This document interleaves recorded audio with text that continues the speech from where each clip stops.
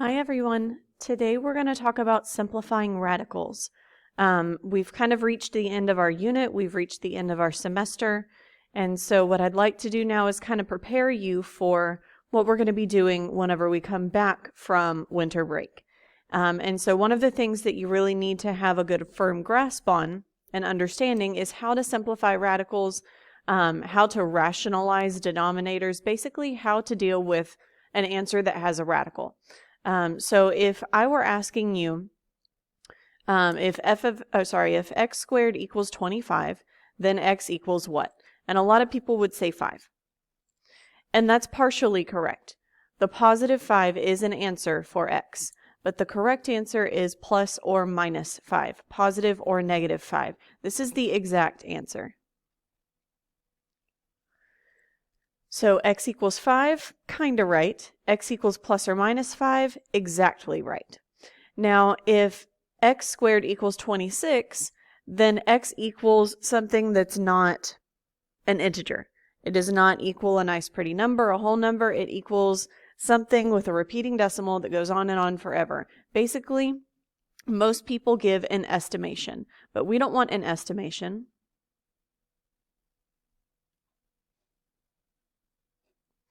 We want an exact answer because the cornerstone of AP classes is keeping answers exact.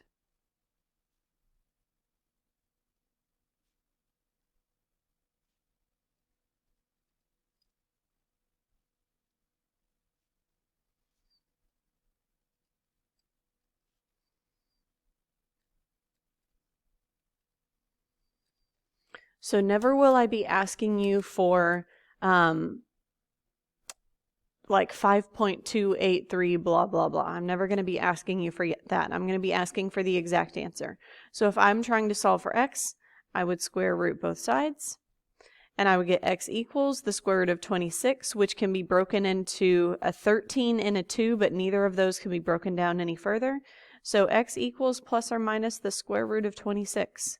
That is the exact answer. So that's the kind of answers that I'm looking for. Now, when you're simplifying radicals, you need to be able to break down a number into its prime factorization. So if I took 26 and I broke it into factors, two things that multiply to be 26 would be 2 and 13. 2 is a prime number, I would stop there. 13 is also a prime number, I would stop there, and there's nothing else that I can really do because 2 and 13 are prime. So you would stop at prime numbers.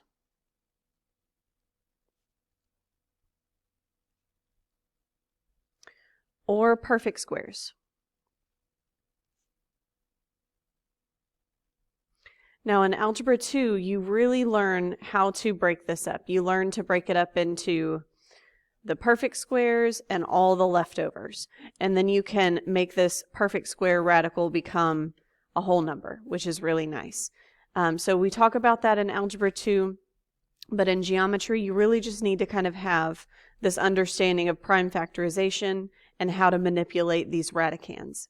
So I have two examples under here that are not written, but we're going to go ahead and write them. So the first one is going to be the square root of 27. So I need to break this down into prime numbers and perfect squares. So I know that 3 times 9 equals 27. 3 is a prime number. I would stop there and I wouldn't branch any more off of this. And 9 is a perfect square. So I would stop there and I wouldn't branch any off of this. So the square root of 27 is equal to the perfect squares, which is the square root of 9, and the leftovers, which is the square root of 3. And the square root of 9 is 3, so the answer to this is 3 square roots of 3. So these are things that you're going to need when we come back and we talk about, we're going to talk about the Pythagorean theorem, we're going to talk about special right triangles, we're going to talk about trigonometry, which is something new that you're going to learn about. And so you want to have this understanding of radicals and how to simplify the radicands. So let's try this one. Think of things you could break this up into. There's a couple different options. Maybe a 6 and a 4. Neither of those is prime, but 4 is a perfect square, so I'll stop with that one. And then this, since it was neither perfect square nor prime, I'd break it up again. 2 times 3 is 6. Both of those are prime numbers. So I would stop there. So the square root of 24 is equal to the perfect squares and the leftovers. So the perfect square was 4. The leftovers were 2 times 3.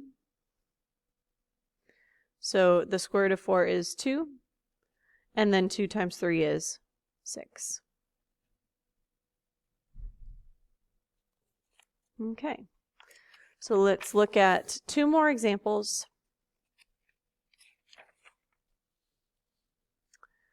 Let's do the square root of 45, and let's do the square root of 168. Okay, so why don't you try the square root of 45, pause your video, try to break it down and get the exact answer for the square root of 45. Pause your video.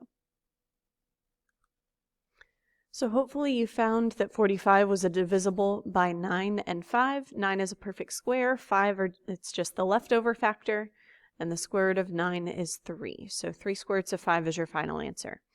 Now when you start getting into the bigger numbers like 168, if you notice that your number is even, then try dividing it by 2 so that you can get a smaller number to work with. So half of 8 is 4, half of 16 is 8, and now I've got something smaller to work with. And if you still can't see something that you can divide by but your number is still even, then try dividing by 2 again.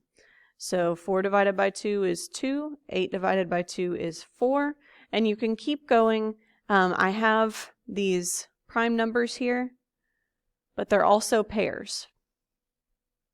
And so that's going to be important in a moment. But if I keep breaking this down, 2 times 21, and then this would be 3 times 7. Both of these are prime numbers, and I can't go any further. And when I break this up into perfect squares and their leftovers, well, the leftovers are all of the prime numbers that are single. Now, if I have 2 prime numbers that I take out that are the same, that they make a pair, they can come out into this perfect square radical. 2 times 2 is 4. Because that's how you get a perfect square, is you multiply something by itself, and that's your perfect square. So 2 times 2, since those are a pair, those multiply back together and they go under the radical. But then I've got a 2 and a 3 and a 7. And none of those have pairs. So I'm going to put those under the leftover radical.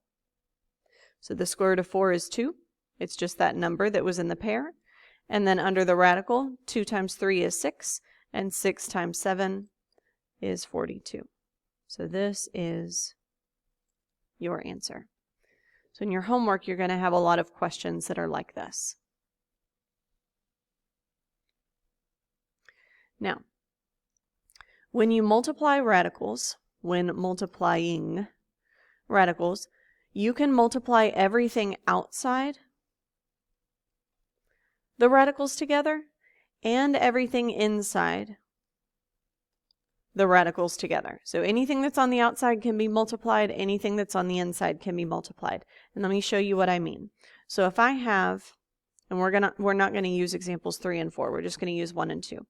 So if I have 2 square roots of 3 times 5 square roots of 2, if I'm combining some square root problems, and if I'm trying to figure out what this is, well, everything outside of the radical I can multiply together. So the 2 and the 5 I can multiply together. And everything under the radical, like the 3 and the 2, that can be multiplied together as well. 3 times 2. So see how they're under the same radical? So when I multiply these together, 2 times 5 is 10, 3 times 2 is 6. So this would be 10 square roots of 6. We multiplied the things outside of the radical together and the things under the radical, the radicands, together. Now this also applies whenever you're trying to simplify a problem that already has a number out in the front. And I'm sticking with something that we already did because we know what the answer to this is. So you have 4 times, and then if you broke this down to the square root of 9 and the square root of 5, that would be 4 times the square root of 9, which is 3, times the square root of 5. And 4 times 3 is 12. So if the 4 is already out there, and you simplify the radical and you get another number that's out there, well, you need to make sure you multiply those together. And then the last thing that we have today is just a little blurb about adding and subtracting radicals. So we're going to discuss radicals a little bit more tomorrow, but when adding and subtracting radicals, you always want to treat them like variables. So when you add and subtract variables, you can only combine things that are like terms. Same thing with radicals. If you have the square root of 2, let's say 2 square roots of 2 plus 3 square roots of 2 plus 5 square roots of 3, well, I need to compare the radicands, and I can only put together terms that have the same radicand. So this is a 2, this is a 2, this is a 3, this is not the same. So I'm going to put these two together. And remember, you treat it like variables. So if I have 2 square roots of 2 and 3 square roots of 2, well, together I'm going to have 5 square roots of 2. And then this is my non-like term that just hangs out here with the 5 square roots of 2. Oop. It would help if I wrote the right number. There we go. So we'll talk a little bit more about that later, but whenever you're adding and subtracting radicals, you always want to treat them like variables.